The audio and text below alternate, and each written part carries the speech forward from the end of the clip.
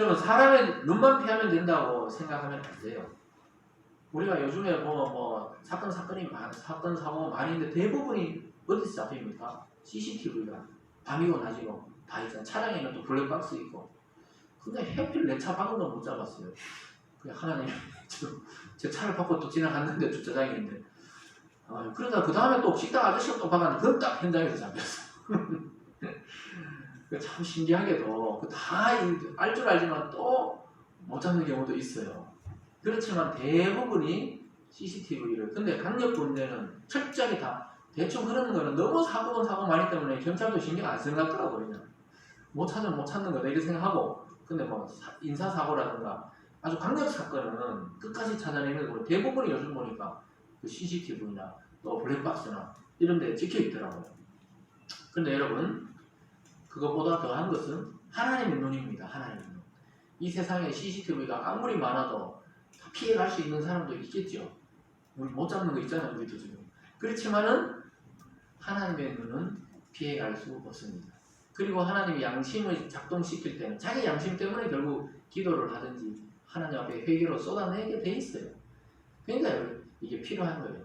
그러니까 우리가 기도하거나 말씀 듣거나 이럴 때 자기의 위선이 드러나면서 하나님 앞에 이것도 죄였구나. 죄가 전혀 아닌 줄 알았는데 이것도 죄였구나. 그걸 고백하면 하나님이 또 평안을 주시고 은혜를 주시는 것입니다.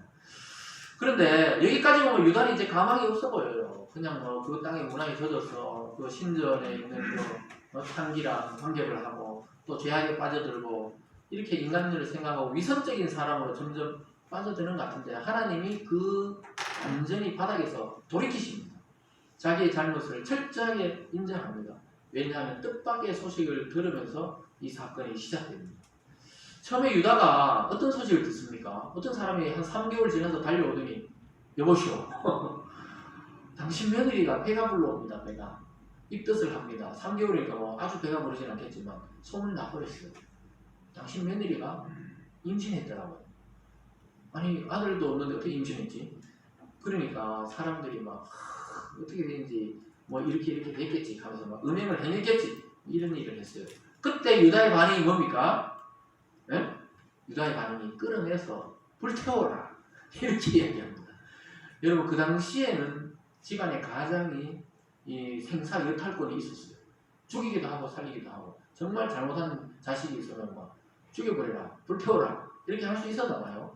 어쨌든 유다가 며느리 임신 소식을 듣고 화형에 처해라 막 끌어내서 그냥 그 애도 그 뱃속의 애도 그렇고 며느리도 그냥 싹 태워 불살라라 이렇게 이야기합니다. 며느리가 결혼의 그 신성한 정결을 지키지 않았다고 판단하고 크게 분노했습니다.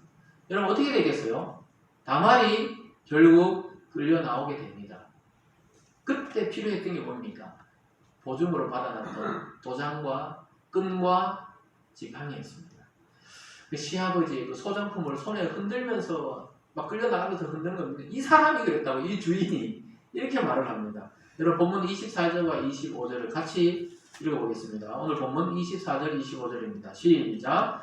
석 달쯤 후에 어떤 사람이 유다에게 일러 말하되 내 며느리 다말이 해금하였고 그 해금함으로 말미암아 임신하였느니라. 유다가 이르되 그를 끌어내어 불사르라. 여인이 끌려나갈 때 사람을 보내어 시아버지에게 이르되 이 물건 임자로 말미암아 임신하였나이다. 청하간데 보소서 이 도장과 그 끈과 지팡이가 누구의 것이니까 한지라.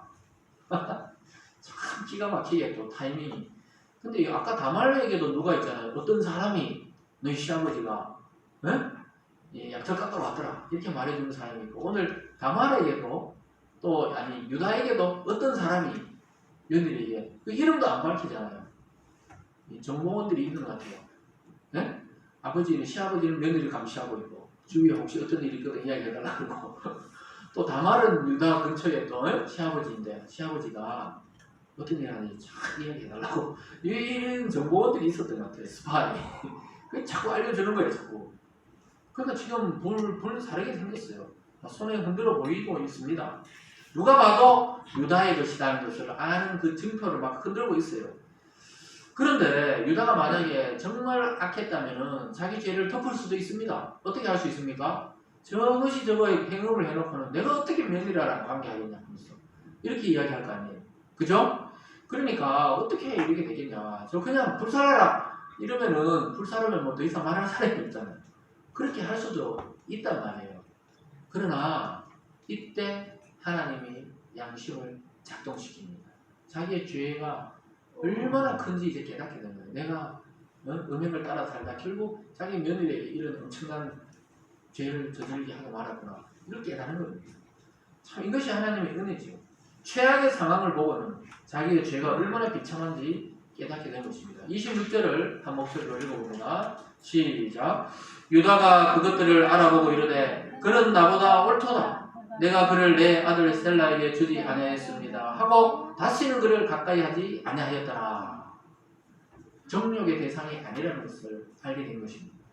그러면서 그는 나보다 옳다는 거예요. 왜냐하면 며느리가 그 사실을 그렇게 행동한 게 윤리적으로 보면 옳지 않지요. 그러나 유다는 자기를 아는 거예요. 자기가 부인 죽고 외롭고 적적할 때 어떤 행동을 했는지 아는 겁니다.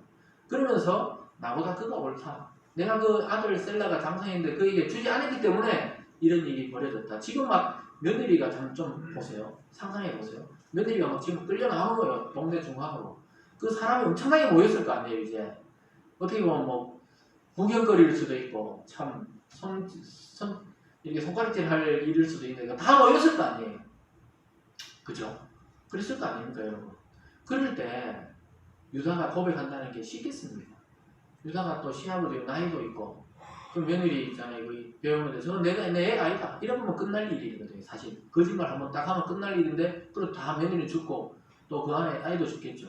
그러나 하나님을 믿는 믿음의 양심이 살아난 것입니다. 이게 은혜입니다. 여러분 오늘 이 순간 어떤 죄가 생각나고 아니면 어떤 과거의 잘못이 생각나서 여러분 회개가 된다면 그게 하나님의 은혜예요. 그러면 끝나는 겁니다. 그거에 대해서 하나님 묻지를 않아요. 세상의 거와 죄하고 달라요. 하나님이 묻지 않는다니까요. 할렐루야. 네. 그렇기 때문에 여기 다시는 그를 가까이 하지 않았다는 게 뭐냐 하면은 자기의 죄를 깊이 깨닫고 자기의 욕망의 대상이 아니고 자기 아들의 며느리고 또 그 가문을 잇도록 합니다. 결국 그 임신했는데 뭐 나중에 쌍둥이가 태어나요. 베레스와 세라가 태어납니다. 그 베레스 쭉 넘어가다 나중에 다윗 나오고 뭐 이렇게 하다가 예수 그리스도 나오거든요. 그러니까 그 가문을 통해서 이어지게 돼요. 놀랍게도 쌍둥이를 임신해서 또 그렇게 무사하게 태어나서 살아가게 됩니다. 어쨌든 유다는 자백하고 통회하면서 그 많은 동네 사람들하고 얼마나 부끄럽겠어요. 그 순간에 인간적으로. 그렇지만 며느리를 죽이면 안 된다는 거예요. 내가 잘못했다. 그리고 내가 하나님 앞에도 잘못했다고 이제 회개하는 것입니다. 이러면서 이것이 이 아주 역전 드라마처럼 해피 엔딩으로 끝나게 됩니다. 그 다음에 유다는 거의 방황을 안 해요. 유다 같은 신앙의 특징이 돌아오면 완전히 돌아와요. 또 나가면 완전히 나가버려요. 그런 스타일인데 여러분 따라하면 안 돼요. 그렇게 완전히 나갔다가 완전히 접대하지 말고 유다니까 그런 일이 가능했던 것이죠. 그래서 하나님 참 은혜로 완전히 다시 돌아와서 하나님 택한 가문이 됩니다. 그래서 하나님은 그런 유다의 가문을 축복했어요. 솔직하게 그 많은 사람 앞에서 내 탓입니다. 불태워 죽어야 되는 건 납니다. 나 며느리가 아니고 접니다. 왜냐하면 내가 약속을 어기고 아이를 주지 않았기 때문에 이 며느리는 결국 하나님의 그 씨를 그 가문을 들어오기 위해서 이런 일을 벌였습니다. 이 용서를 구하고 다시 공동체로 돌아오게 됩니다. 사랑하는 여러분, 우리의 믿음이 어떻게 시작되었든지 그 모든 것은 하나님의 은혜인 줄 믿습니다. 그래서 의외의 장소에서 아까 제가 고백했든지 거기서 어떤 그런 사람을 만나서 그렇게 다시 전도돼서 교회로 나가서 지금 이런 일을 하고 있을 줄은 그 당시에는 전혀 예상치 못한 것이죠. 그래서 어떤 사람을 만나서 어떤 사건을 통해서 우리를 돌이키시는 하나님에 대해서 우리가 눈을 떠야 합니다. 그리고 우리가 만나는 사람 중에 또 우리를 통해 누군가 돌이키게 한다는 사실도 깨달으셔야 됩니다.